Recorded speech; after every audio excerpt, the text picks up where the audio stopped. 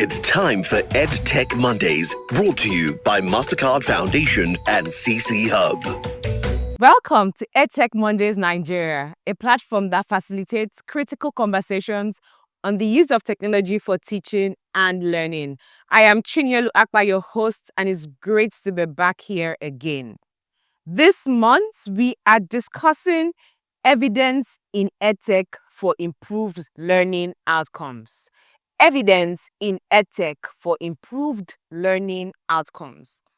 Across Nigeria and beyond, technology is reshaping the way we teach and learn. From mobile learning platforms to AI-powered tutors, educational technology has emerged as a promising solution to closing learning gaps. From mobile learning platforms to AI-powered tutors, educational technology has emerged as a promising solution to closing learning gaps, extend access to quality instruction, and foster new pathways to knowledge. Yet, despite all this, the surge in innovation and the adoption, a critical question still remains largely unanswered. Is EdTech truly delivering on improved learning outcomes? This new series dives into what it really means to design and scale EdTech solutions with learning outcomes at the core.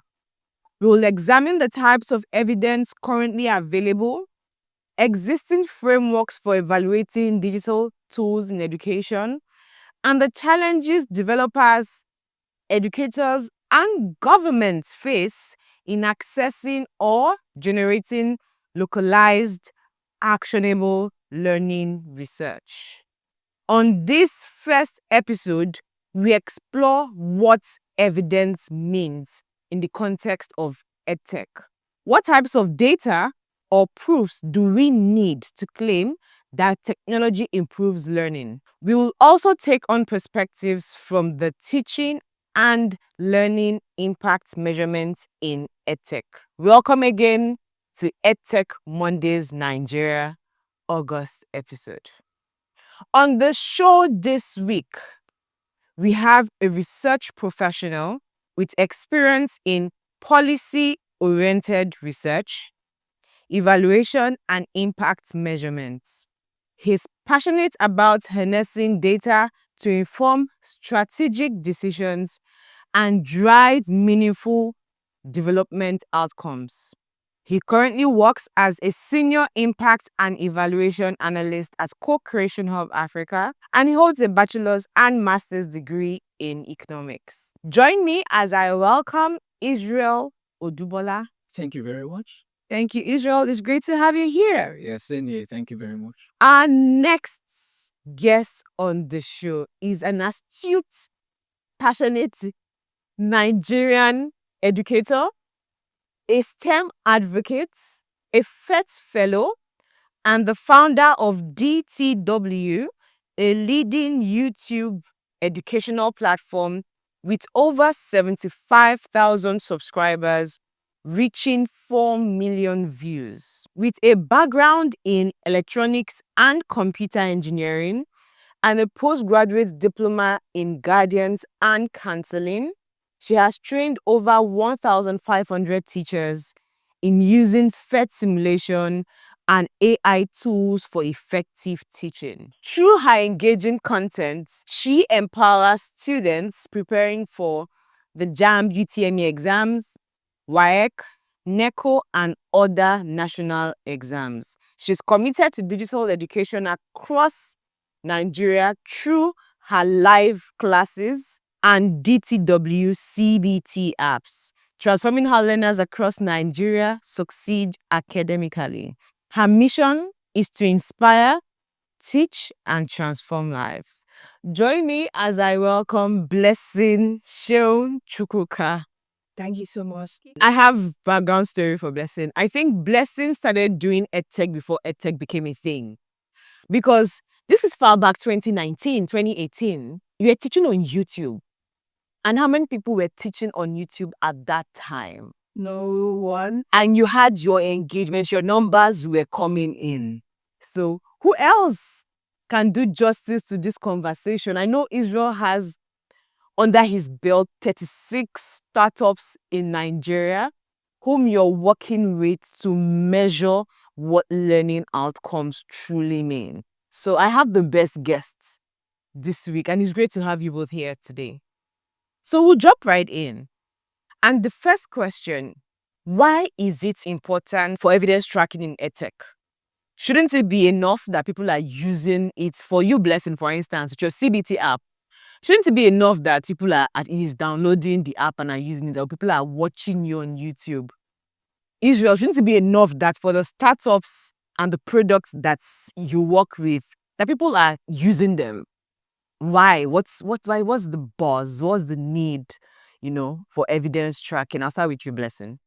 The need for it is because we need to have feedback from the students, from our community of learners. We need to see impact. And one direct way is through quantitative assessment, such as JAM, from our online classes that we've been offering. And you see students just 12 years out of school, some 8 years out of school, or some in school, and at the end of the day, you see scores of 300 plus. So that's a major. We need that evidence to see that it is working. The online tools, the platforms are working. So it's very paramount for that. So that's because these are testimonials that will make people, oh, so this online thing is working in Nigeria. It can work. Oh, it happened to this student.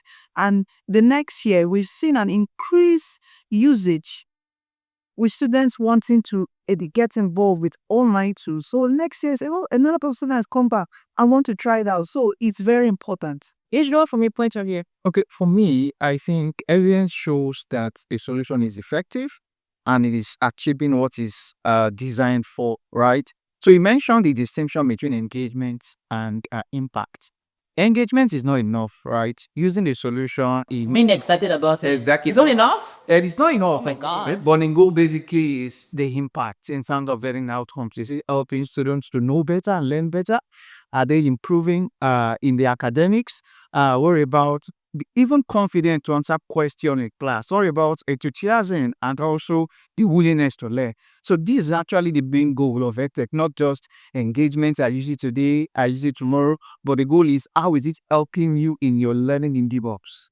That's solid. Yeah. So now when we establish that, we truly must track, even enough that you're building a solution and because there's the hype and the pause around it, we need to see, I like what you said about confidence, right? You have so many stories when you say, oh, you don't like the subject because you don't like the teacher, for instance. So these are the things now that EdTech could help us, account for, to say a child is doing better, their confidence level is solving a test At physics, at maths, and we in our online classes we always take feedbacks from students on teachers. So the few forms are, oh, let us know which teacher is our physics teacher performing well. I'm like, wow, my physics teacher is the best. He is better than my secondary school teacher, and this is online. So we take our teachers through a process of using several tools, not just apart from scribbling on the screen, but engaging videos, putting interactives to make, STEM is quite hard to teach STEM online. Yeah. So we make it engaging when teaching. So this, helps. So now let's go to the metrics, because in the introductory statement, you said at least we'll just touch on it, okay, and at an introductory level this episode. So what types of metrics, and I'll start with you, Israel, are used to assess whether a tool is improving learning outcomes or not? Okay, so in terms of the metrics, we can dissect that into 3 areas. You have the qualitative metrics, the quantitative metrics, and the mixed method. So the mixed method is combination of qualitative and quantitative. So let me start with quantitative. It's just about numbers, like what's your scores in examinations, test scores, prior to your encounter to the solution, and now that you're using the solution, what's your score? Things like video completion rates, pre and post assessment scores. That's basically quantitative. It is number based. But qualitative is you then engaging the student to ask questions. have you truly learned? Is your confidence, has it improved? Asking your teachers, how is Bola or Tuji doing in class? Even asking their parents for feedback, right? Just to ensure that you are not just number focused, but you have that broad-based view that lo and behold, this solution is actually driving learning outcome. Then the third part is the mixed method. You combining both quantitative and qualitative. But the point is, a source of metric is not enough. You have to blend it to have rich and contextual insight. As I said, qualitative, quantitative, but quantitative can easily be done by just checking their test score before and after. But also the qualitative is the dicey part because it's a bit subjective. So, and going through Bloom's taxonomy of learning, apart from you understanding, can they create tickets? Can they create? Let's go home beyond the quantitative. Whoa, I sat for jam, I trust jam. Can they create? Can they reach that pinnacle of learning? Can they give back? So, and that's where a teacher now has a teacher training is so important because that's where you now infuse tools like inquiry-based learning to see where they are. Is it just repetitive and all? Yeah, you get. So we have to also take it a bit step further from quantitative to qualitative, making sure that the student learner understood and can replicate and create.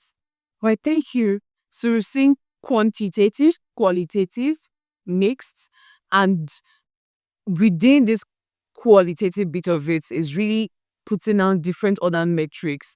But the essence of it is, can a child replicate the knowledge that they have received? A wise woman once told me, exploring the world around you in a sea, in IB on the query based learning, where it's going beyond what you know, what you have been taught, to how it applies in the real world setting. So thank you so much, Blessing and Israel. Now, establishing all of this as being very important, why we should do it, how it can be done, with the proliferation and the very huge surge in EdTech, learning systems in Nigeria, on whom should the burden of evidence generation lie?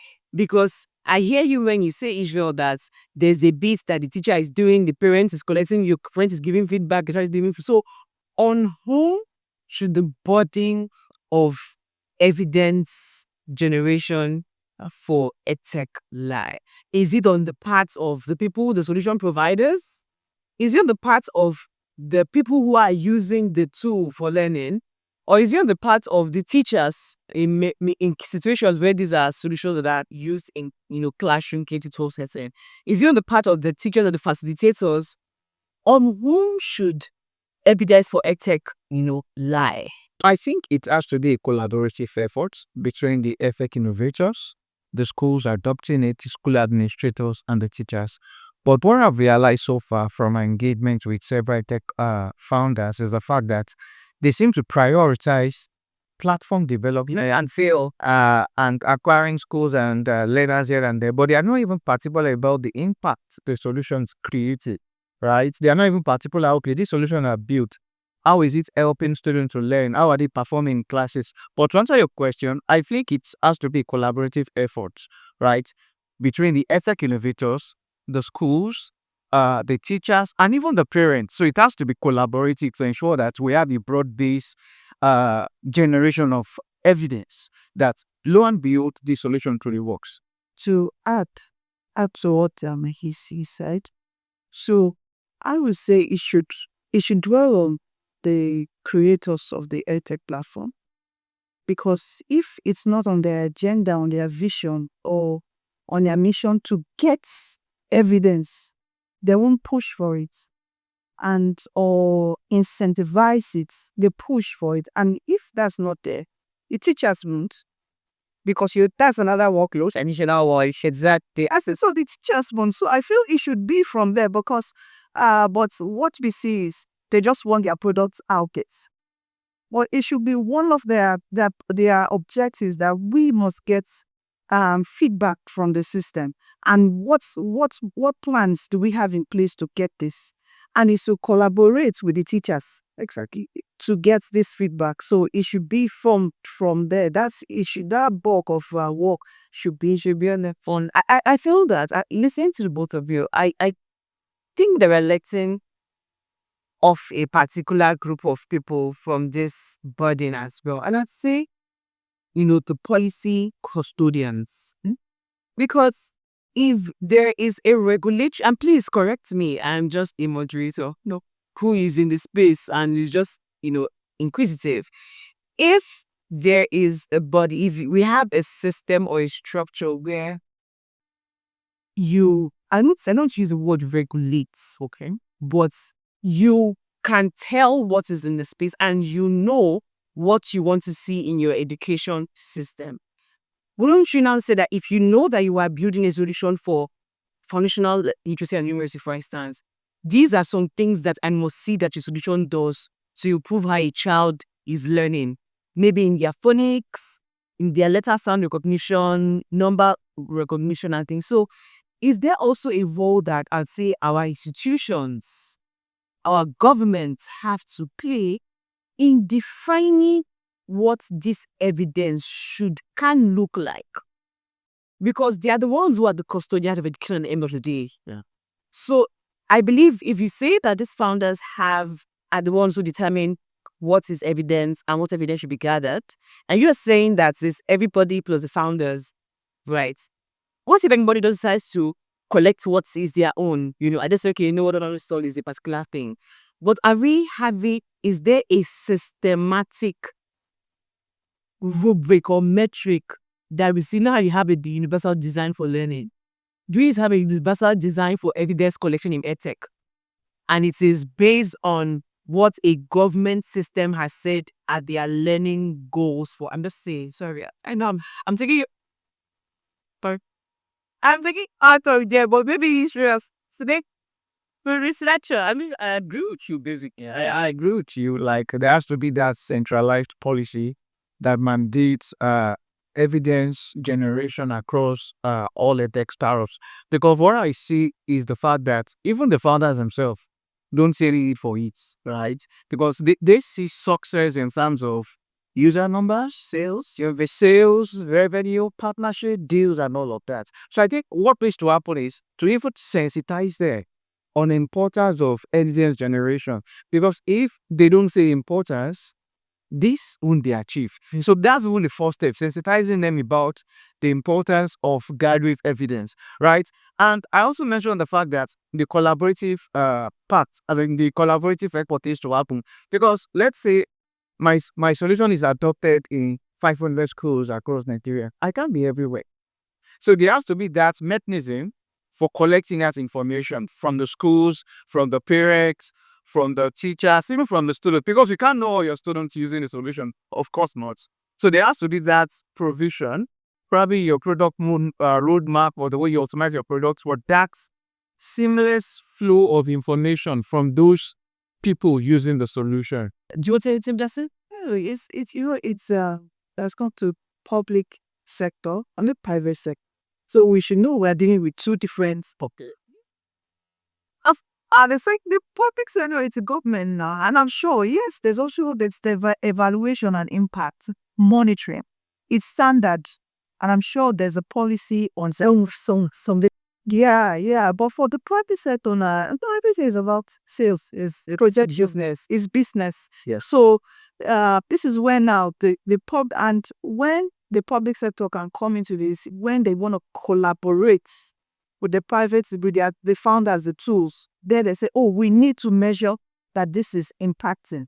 So except there is a need for a collaboration, that's when the public sector, the government would typically not go to look at what these private guys. Okay, so we need to make this happen. Yeah, because I think I won't say it is, the teacher or master and mentee kind of thing, but there needs to be that influence. Yes. That makes it like almost, I don't say the dark cloud, but it's like influence me. Like, if you don't do this, this could happen. Because I think evidence is really important. We cannot we can't gloss over it because we have so many solutions and so many things. You're worried are these things really doing what they claim to be doing? Are they impacting, or is it just glossy and another thing that will get your children addicted to devices or something else? So this is really, if you are a an EdTech founder, I believe this is something you really have to look into. Are your solutions, do you have metrics, do you have systems that ensure that what you say your solution can do, it actually is doing it? And please, if you're a parent, if you're even a learner that has used a solution and it did not do what it said it would do for you, we want to hear from you, because I think anytime you say if it does what you said, if you use a solution, you use a tool, you go on a platform and it says we'll teach you how to count 1 to 10 in 10 days. And in Doesn't. 20 days, you haven't counted 1 to 5. Escalate. Please escalate to us. We want to hear from you. Have you used any tools, any products, any solutions? Are you looking at any tech platform that tells you they could help you achieve a particular learning outcome?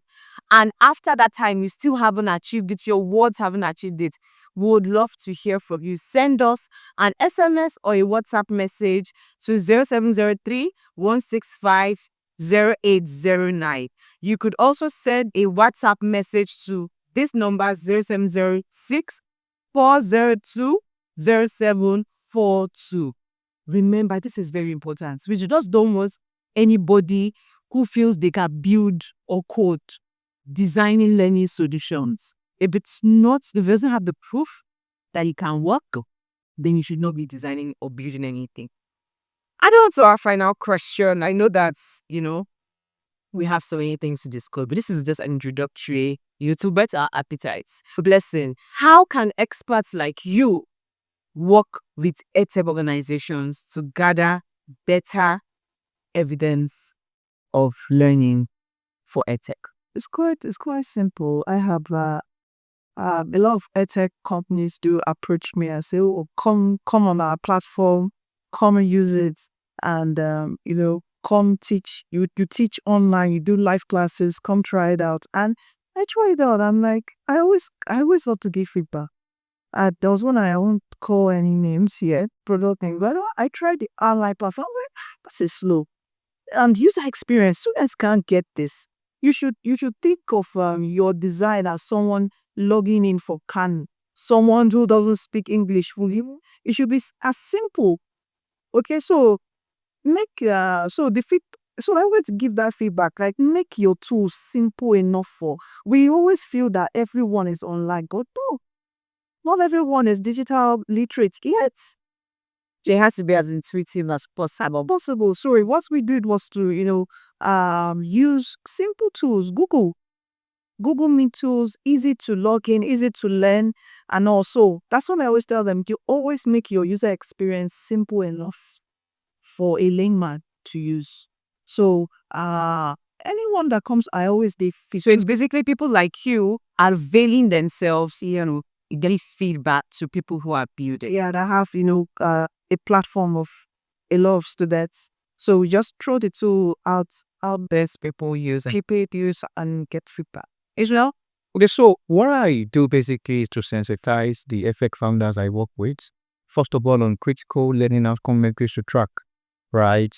You need to know how students are performing on your platform. And beyond that, I also advise them to do periodic engagements, be it with schools, with parents. Call them, go to their classes, observe where the learning environment is happening, just to see how your solution is performing, how it's being used in class, how students are responding, are they receptive to it, how it's also adding value to the learners. So beyond the trapping of metrics on the platform, I also advise them that, okay, go to this school periodically. You have to add that spot check evidence, like evidence in real time that can tell you that, okay, this solution is working. Can I give an instance? So I recently spoke to a group of students who use a certain platform to prepare for this, just for coded. And I asked them a question that, okay, what would you like to see improve of this platform? The founder they never expected that question. They were like, okay, our fans, when they're practicing the question, some of the questions are wrong. The answers are double, as in there's no step-by-step process, especially for mathematics and physics, of how the answers are got. It's just, this is the answer. Move on to the next question. But students are saying they want that step-by-step process. So if not for that engagement, they wouldn't have known that, oh, beyond just stating that this is the answer to this question, I need to break it down. So these are instances of why it is very, very important. And nobody better than people like you to support this EdTech organization. So thank you so much. I think this is definitely the best way to introduce this conversation. And I know that our listeners have a lot to say. Dear listener, escalate to us. We'd love to hear, because truly what you give us as feedback would help, some of these solutions know how to improve on their offerings. Have you used a solution? Have you gotten on any learning system, learning platform that promised to do something within a particular time frame, using a particular method, and at the expiration of that time frame, that period, it wasn't achieved? Would love to hear from you. Send us an SMS or a WhatsApp message to any of these numbers: 0703 165 0809, 0706 402 0742. Also, remember, the conversation does not end here. I know that you have a lot of things to say about this. For those of you who feel EdTech is not working, this is the time to come and say your mind. Send us an SMS, send us a WhatsApp message. Also, join our very active Telegram and WhatsApp channels, communities. Simply search for EdTech Mondays Nigeria on Telegram, EdTech Mondays Nigeria on WhatsApp. And you find us, you join to continue this conversation. Again, if you know anyone who missed this episode or any of our previous episodes, do not worry, we are on Spotify. Search for EdTech Mondays Nigeria on Spotify, and tune to CC Hub Africa EdTech Mondays on YouTube to watch and continue the conversation with us. Until I come your way, same time, same station next week, it's been an engaging time on this episode. I remain your host, Chinyelu Apa. Keep using technology to push the frontiers on education. It's bye for now. It's time for EdTech Mondays, brought to you by MasterCard Foundation and CC Hub.